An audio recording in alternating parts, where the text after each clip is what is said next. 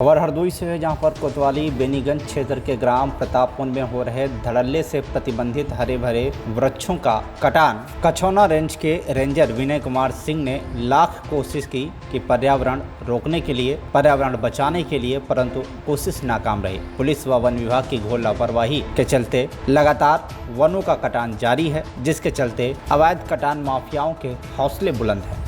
ये one range Kachhauna के कोतवाली बेनीगंज अंतर्गत बराबर अवैध कटान हो रहा है। ये कैसे रुकेगा, इस पे कैसे लगाम लगेगी?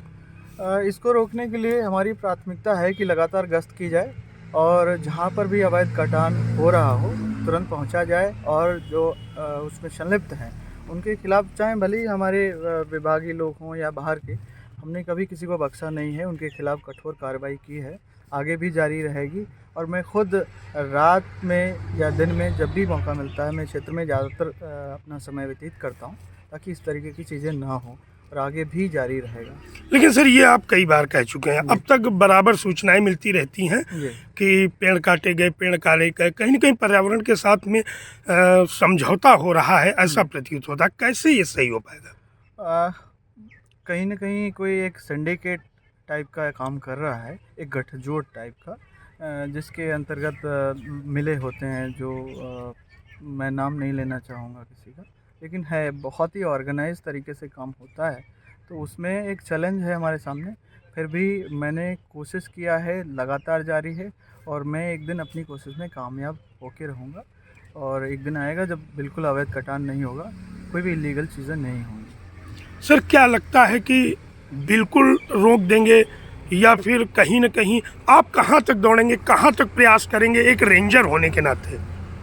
एक रेंजर होने के नाते हमारे जो दायित्व हैं वो उनका पूरी तरीके से निर्वहन करता हूँ अपने कर्तव्यों का। अवैध कटान की बात करें या जो भी इलीगल चीज़ें होती हैं हमारी रेंज में, उनके लिए सबसे पहले जिम्मेदारी बनती है जो क्षेत्र के लोग हैं, जिनका सेक्शन है, जिनकी बीट है।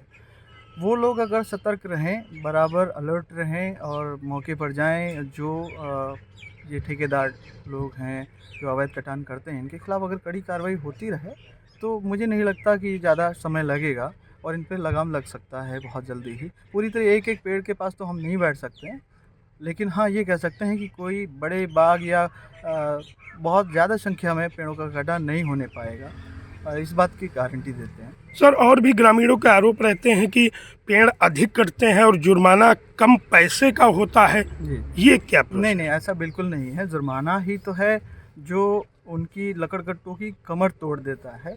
हमारे यहाँ जुर्माना लगता है और पेड़ के हिसाब से जुर्माना लगता है, प्रति पेड़ के हिसाब से। पेड़ चाहे पतला हो या चाहे जितना मोटा हो, जुर्माना हम लोग वसूलते हैं उनसे, उनकी रसीद उनको दी जाती है।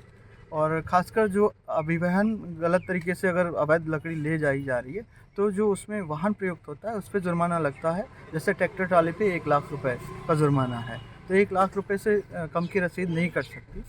इस तरीके से हम कोशिश करते हैं कि जुर्माना जब ज़्यादा पड़ेगा तो अवैध नहीं होगा कोई चीज़। पर्यावरण संरक्षण को लेकर क्या आप किसी नए तरीके से कार्य करेंगे सर? पर्यावरण संरक्षण के लिए हमें ज़रूरी है कि पेड़ लगाए जाएं। पहले तो पेड़ लगाए जाएं और पेड़ों को बचाना बहुत ज़रूरी है।